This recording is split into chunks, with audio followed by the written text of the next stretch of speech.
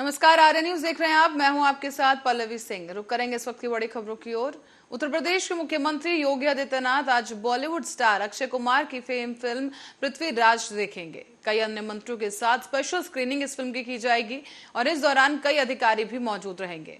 इस फिल्म की special screening होगी और यूपी के सीएम योगी आदित्यनाथ और उनकी पूरी कैबिनेट 2 जून को यानी आज अभिनेता अक्षय कुमार की यह फिल्म पृथ्वीराज देखेगी।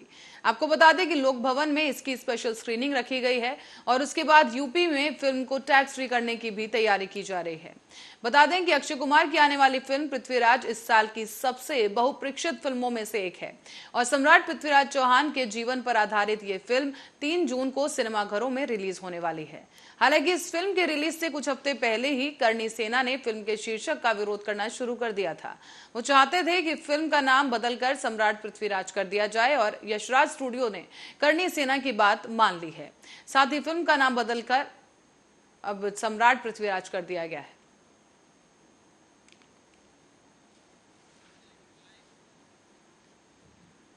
और फतेहपुर में दबंगों ने युवक को बेरहमी से पीटा। एक बड़ी खबर दबंगई की सामने आ रही है फतेहपुर से, जहां पर दबंगों ने सरेआम इस युवक की जमकर पिटाई कर दी है। मारपीट का ये वीडियो सीसीटीवी में कैद हुआ। किसी बात को लेकर कहासुनी हुई और उसके बाद लात घूसे चले। बता दें आपको कि आप देख सकते हैं कि सीसीटीवी फुटेज में ये वारदात कैद हो गई, जहां पर कुछ दबंग एक युवक को पीट रहे हैं, बेरहमी से इसकी पिटाई की जा रही है। और बता दें कि मामूली कहासुनी से पूरा विवाद शुरू हुआ, जिसके बाद दोनों पक्षों के बीच मामला बढ़ गया और लात घूसों के साथ मारपीट करने लगे। कोतवाली खगा के कस्बा का यह पूरा मामला बताया जा रहा है, जहां पर इस युवक की दिन दहाड़े बेरहमी से पिटाई की जा रही है।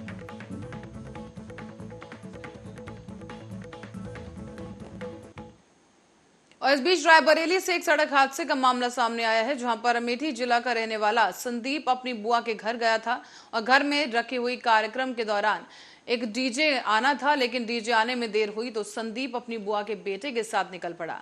थोड़ी दूर चलने के बाद वो खेरवा गांव के पास सामने से आ रही पिकअप ने बाइक में टक्कर मार दी और टक्कर लगने से दोनों ही सड़क किनारे बेहोश होकर गिर गए। पुलिस ने दोनों को सीएससी महाराजगंज पहुंचाया, जहां संदीप को डॉक्टरों ने मृत घोषित कर दिया है, जबकि शानू की हालत काफी गंभीर बनी हुई है और उसकी हालत को देखते हुए उसे जिला अस्पताल रेफर कर दिया गया। ये 2 व्यक्ति जो हैं एक्सीडेंटल के रूप में यहाँ लाए गए थे, जिसमें एक संदीप कुमार पुत्र रविपाल निवासी सिमरोता थाना शिवरतन में जिला अमेठी, उम्र 25 वर्ष, जो कि मृत अवस्था में लाया गया। और शालू सन ऑफ बबलू करडिया थाना महाराजगंज 16 साल की उम्र का, ये घायल अवस्था में था। इसका प्राथमिक उपचार कर और गोवर्धन मठ के शंकराचार्य स्वामी निशलानंद ने वाराणसी में एक प्रेस वार्ता के दौरान कहा कि भारत में सभी धार्मिक स्थल आजादी से पहले की तरह पूर्ववत होने चाहिए। दरअसल 80 घाट स्थित गोवर्धन मठ में आयोजित पत्रकार वार्ता के दौरान उन्होंने बताया है कि आज भारत स्वतंत्र हो चुका है, लिहाजा जितने भी धार्मिक स्थल हैं या जिनको तोड़ने का प्रयास किया गया था, वो सभी अब धीरे धीरे पूर्ण रूप से होते नजर आ रहे हैं।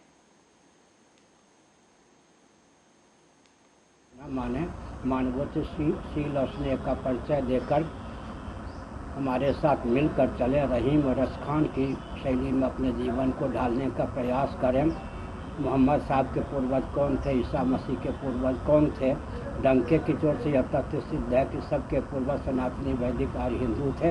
अतः अपने पूर्वजों के मार्ग पर चलने का प्रयास करें। हिंदुओं को काफिर कहने का अर्थ। खबर लखनऊ से सामने आ रही है, जहां आरटीओ ऑफिस के पास पुलिस और आरटीओ टीम का एक संयुक्त अभियान चलाया गया। आपको बता दें कि आरटीओ ऑफिस में दलाली करने वालों के खिलाफ यह अभियान चलाया जा रहा है, जहां चौकी incharge RTO office Anis Singh ने आरटीओ कार्यालय के अधिकारियों के साथ मिलकर इस अभियान में शामिल होकर ये कार्रवाई की है।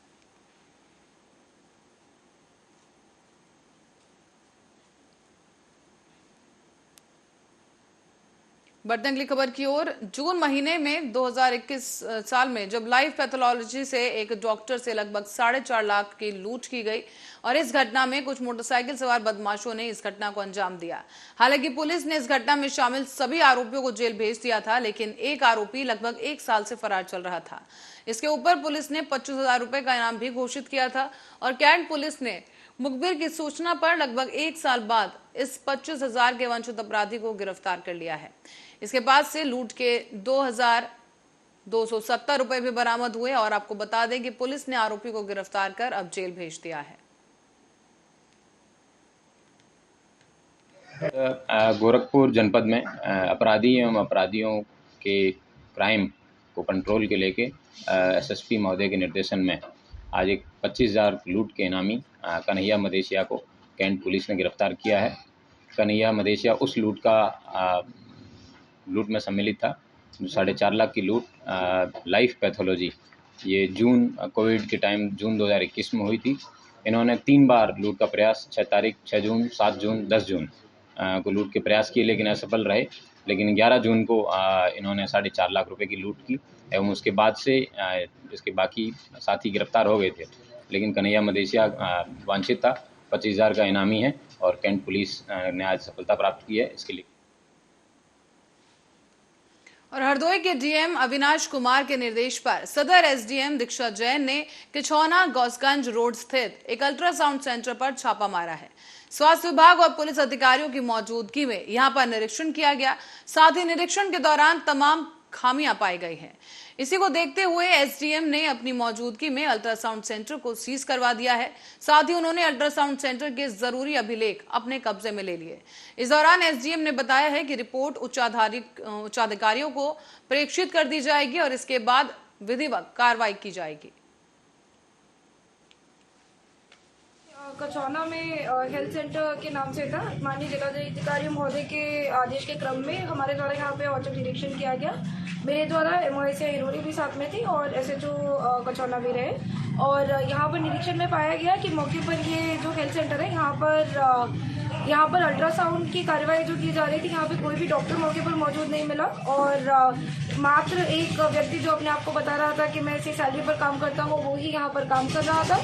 उसके बाद हम लोगों ने अभिलेखों का जो प्रथम दृष्टया परीक्षण किया है, उसमें ये भी पाया है कि इन्होंने जो गर्भवती महिलाओं की जांच की रिपोर्ट सीएमओ ऑफिस में भेजी है, जो इनको भेजनी होती है, उसमें और इनके अन्य अभिलेखों में और मौके पर मौजूद पेशेंट्स में बहुत ज़्यादा फर्क है, जिसकी वजह से इसमें बहुत घोर लापरवाही और अन्य अनियमितताओं की शंका है और इसकी वजह से इसको आज सील कर दिया गया है मेरे प्रेजेंस में।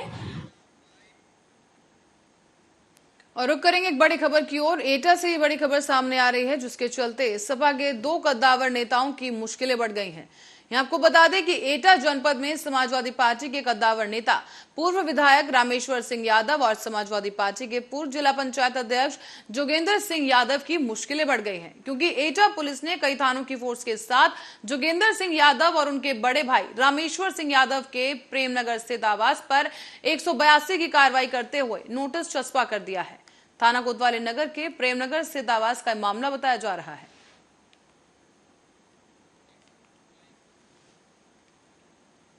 अब बांदा से बड़ी खबर इस वक्त की आपको बता दें, जहां मोरंग माफियाओं के हौसले काफी बुलंद हो चुके हैं। यहां आपको बता दें कि पोकलैंड मशीनों से अवैध खनन किया जा रहा है। बड़े स्तर पर यह अवैध खनन हो रहा है और मोरंग के लिए खोदे गए 60 फीट गहरे गड्ढे भी बरामद किए गए। ऐसे में छापेमारी के दौरान ये गड्ढे मिले हैं और बड़े स्तर पर अवैध खनन की यहां पर पुष्टि हुई है। एनजीटी के आदेशों की धज्जियां सरेआम उड़ाई जा रही है। मटौद थाना क्षेत्र के मरौली का ये पूरा मामला बताया जा रहा है, जहां से ताजा तस्वीरें हम आपको दिखा रहे हैं कि आप देख सकते हैं कि जेसीबी की मदद से किस तरीके से दिन दहाड़े यहां पर अवैध खनन किया जा रहा है। नदी किनारे ये खनन किया जा रहा है। मोरंग के लिए खोदे गए करीब 60 फीट गड्ढे हैं जो पाए गए यहां पर, और छापेमारी में कई बड़े स्तर पर यह अवैध खनन की पुष्टि की गई है।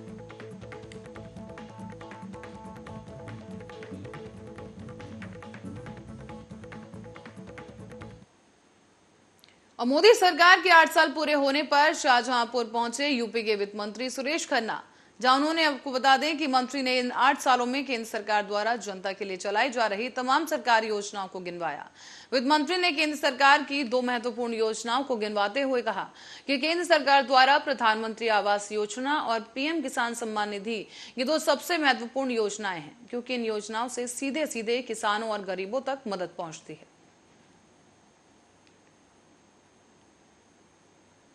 आप इंडिविजुअल कोई बात करोगे तो उसका कोई जवाब नहीं, ये पूरे जनता की बात, हमने 1000 से ज्यादा केसेस की बात की है। यहाँ पर कोई उनका सुनवाई करने वाला कोई अधिकारी नहीं है। हमने उसका संज्ञान ले लिया है, संबंधित बैठे अधिकारी ने संज्ञान ले लिया। गौशालाओं में गायों की दुर्दशा है, उसको कैसे संभालेंगे? जी, गौशालाओं के अंदर गायों की दुर्दशा है। आप भी एक गाय पालो, आपको भी पालना चाहिए गाय। गाय से हमदर्दी आप दिखा रहे हो, कम से कम एक गाय तो पालो। इनको एक गाय दे दीजिए। सर अखिलेश यादव ने सदन में कहा है सर अखिलेश यादव ने सदन में कहा है कि अब लोग जो है मुझको भी राहुल गांधी समझने लगे हैं। ये बात सदन में कही तो मेरे पास कोई जवाब है सर, ये बात सदन में कही उन्होंने। शेरों शायरियों से सदन शुरू हुआ, समाप्त भी ऐसे ही होगा? समाप्त हो गया क्या ऐसे ही समाप्त होगा क्या शेरों शायरी से? इसमें गलत क्या है? अपनी बात को बढ़िया तरीके से कहना, इसमें गलत है। और रुक करते हैं अगली खबर का, जहां जिला अधिकारी सोनभद्र और पुलिस अधीक्षक के निर्देश अनुसार थाना बीजपुर के अंतर्गत कुल 15 वाहनों की नीलामी करवाई गई। इसमें से 8 स्क्रैप के व्यापारियों ने भाग लिया, जहां पर इस नीलामी में सबसे अधिक बोली लगाकर जय मां मुंडेश्वरी के प्रोपराइटर ने 14 लाख से भी ज्यादा की बोली लगाकर नीलामी अपने नाम कर ली है। इस मौके पर क्षेत्र अधिकारी के साथ साथ पीएस परिवहन परिवर्तन द्वितीय दल मौजूद रहे और साथ ही इसके अलावा क्षेत्रीय लोगों की काफी भीड़ भी देखी जा सकती है।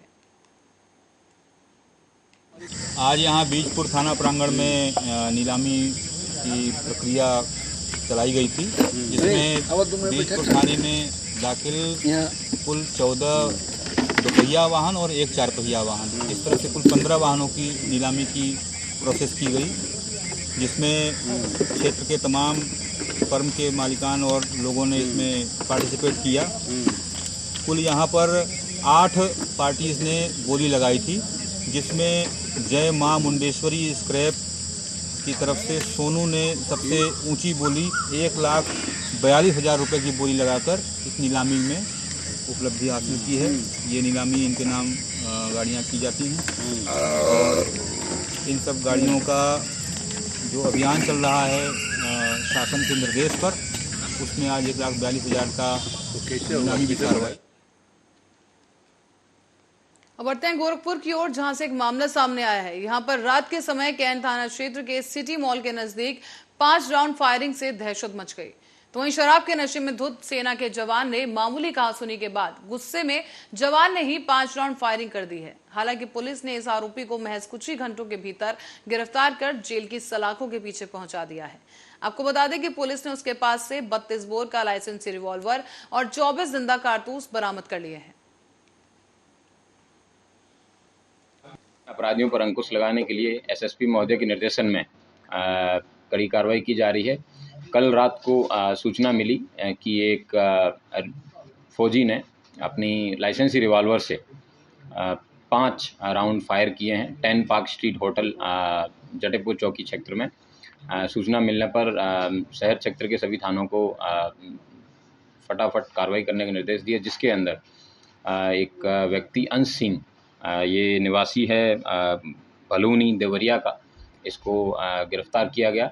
बाद में मुकदमा पंजीकृत किया गया। इसके पास से लाइसेंसी रिवॉल्वर 32 बोर 24 अदद कारतूस भी बरामद किए गए हैं। और लखनऊ में कोरोना के मामलों में तेजी आई है। बुधवार को 32 नए संक्रमित मिले, जिनमें से 1 दर्जन से ज्यादा महिलाएं शामिल थी। बता दें आपको कि सबसे ज्यादा मामले इंदिरा नगर में सामने पाए गए, जहां पर 8 पॉजिटिव रिपोर्ट किए गए हैं। फिलहाल लखनऊ के 4 मरीज अस्पताल में भर्ती हैं और 24 घंटे में 5 मरीज कोरोना से रिकवर भी हो चुके हैं। इससे पहले 6 मार्च को लखनऊ में 33 संक्रमित मिले थे और अचानक से अब कोरोना के बढ़ते हुए मामलों से स्वास्थ्य महकमा में हड़कंप मच गया है। दरअसल शहर की घनी आबादी के इलाकों में संक्रमित मिलने से एक बार दोबारा से टेस्टिंग में तेजी लाई जा रही है और चिन्हट में 3 रेड क्रॉस में 3, सरोजनी नगर में 4 संक्रमित मिले हैं। तो वहीं आपको ये भी बता दें कि एनके रोड और सिल्वर जुबली में 2 लोग पॉजिटिव पाए गए। इसके अलावा मॉल में 4 और गोसाईगंज में 1 पॉजिटिव केस रिपोर्ट हुआ है। ऐसे में कॉन्टैक्ट ट्रेसिंग के लिए 3 लोगों की रिपोर्ट पॉजिटिव आई और कोरोना के हल्के लक्षण महसूस होने पर लोगों ने इसकी जांच भी करवाई है। इसमें से 11 मरीजों की रिपोर्ट पॉजिटिव पाई गई। साथ ही 3 मरीजों को कमांड अस्पताल में भर्ती कर इलाज भी मुहैया कराया जा रहा है, जबकि केजीएमयू के एक मरीज का इलाज चल रहा है। और इस दौरान लखनऊ में सीएमओ डॉक्टर मनोज अग्रवाल ने बताया है कि मरीज के संपर्क में आने वाले लोगों की जांच करवाई जा रही है और पूरी तैयारी है कि वैक्सीनेशन पर लगातार फोकस किया जाए।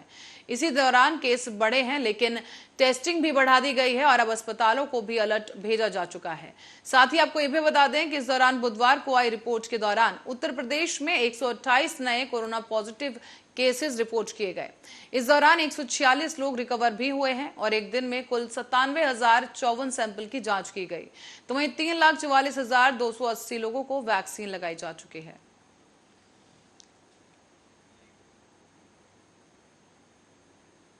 और कांग्रेस महासचिव और यूपी प्रभारी प्रियंका गांधी वाड्रा बुधवार को लखनऊ पहुंची। यहां उन्होंने लखनऊ कार्यालय में 1 से 2 जून तक चलने वाले अपने नवसंकल्प शिविर में विधानसभा चुनाव में हार के कारणों पर मंथन किया। उन्होंने कहा कि कांग्रेस वो पार्टी है जो भाजपा के सामने झुकेगी नहीं और ना ही पीछे हटेगी। कांग्रेस कार्यकर्ताओं ने बहुत मजबूती से बिना निराश हुए लड़ाई लड़ी है और मुझे पूरा विश्वास है कि आगे हम सीखेंगे और दुगनी ताकत से लड़ेंगे।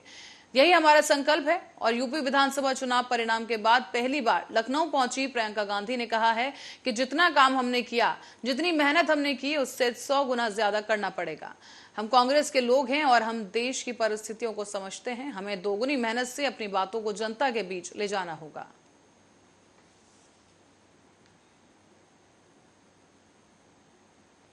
और इस सबके बीच देश में एक बार फिर से कोरोना की स्थिति से लोग डरने लगे हैं, क्योंकि लंबे समय बाद 24 घंटे में कोरोना के नए केसेस की संख्या 3,661 पहुंच गई, जबकि एक्टिव केस 18,131 हो गए। इनके साथ साथ कोरोना के कुल मामले 4,31,64,000 हो गए हैं।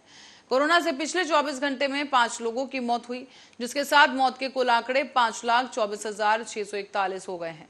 फिलहाल कोरोना की संक्रमण दर 0.04% है और रिकवरी दर जो है करीब 98.74% दर्ज की गई। ऐसे में डेली पॉजिटिविटी रेट 0.60% है और वीकली पॉजिटिविटी रेट 0.63% दर्ज किया गया।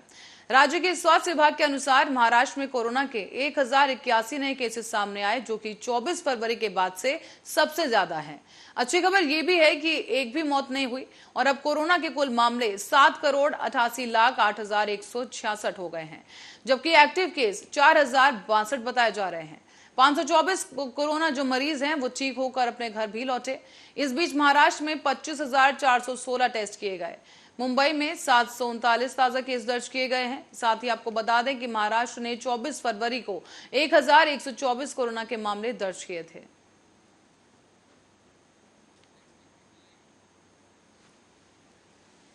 बढ़ते हैं अगली खबर की ओर। सिद्धू मूसेवाला कत्ल केस की जांच को और तेज करने के लिए अब director general of police Viresh Kumar Bhawra ने आज ADGP anti gangster task force Pramod Ban को निगरानी में विशेष जांच टीम को मजबूत और पुनर्गठित किया है। अब 6 सदस्य की एसआईटी टीम नया चेयरमैन आईजी पीएपी यानी कि जसकरण सिंह और 2 नए सदस्यों में एआईजी और एजीटीएफ गुरमीत सिंह चौहान और एसएसपी मनसा गौरव पूरा शामिल किया गया है, जबकि एसपी कॉन्वेंशन इन्वेस्टिगेशन जो एसपी हैं उनको मानसा धर्मवीर सिंह बनाया गया और डीएसपी इन्वेस्टिगेशन बठिंडा विश्वजीत सिंह और इंचार्ज सीआईए मनसा पृथ्वीपाल सिंह मौजूदा 3 मेंबर है।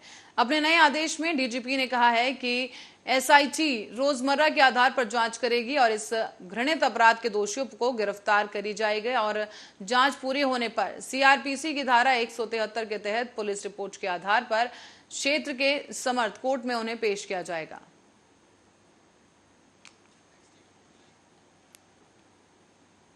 और इसी के साथ ही मशहूर सिंगर केके की मौत को लेकर एक बड़ा खुलासा सामने आया है। केके की पोस्टमार्टम रिपोर्ट के अनुसार अगर सही समय पर सिंगर केके को सीपीआर दे दिया जाता तो उनकी जान बचाई जा सकती थी। ये कहा गया है पोस्टमार्टम रिपोर्ट में। लेकिन जब तक वो अस्पताल पहुंचे तब तक काफी देर हो चुकी थी। और आपको बता दें कि केके के होंठ और माथे पर चोट के निशान भी पाए गए थे। इसके बाद पुलिस ने असामान्य मौत का मामला दर्ज किया था। और अब पोस्टमार्टम रिपोर्ट सामने आने के बाद ये साफ हो जाता है कि मौत की वजह हार्ट अटैक थी। तो वहीं डॉक्टरों ने बताया है कि वक्त पर सीपीआर मिलने से लाखों लोगों के चहेते केके को बचाया जा सकता था। गौरतलब है कि सिंगर केके पश्चिम बंगाल के कोलकाता में अपने 2 लाइव कॉन्सर्ट के लिए पहुंचे थे। दूसरा कॉन्सर्ट जिस कॉलेज में हुआ वहां के ऑडिटोरियम में क्षमता से दोगुने लोग पहुंच गए, जिस वजह से वहां काफी माहौल गर्म हो गया और केके को कई बार अपना पसीना पोंछते हुए भी देखा गया। साथ ही वो एसी न चलने की शिकायत भी कर रहे थे। इस कॉन्सर्ट के बाद उनकी तबीयत बिगड़ने लगी और होटल में वो अचानक बेहोश होकर नीचे गिर पड़े। इसके बाद उन्हें अस्पताल ले जाया गया, जहां डॉक्टरों ने उन्हें मृत घोषित कर दिया।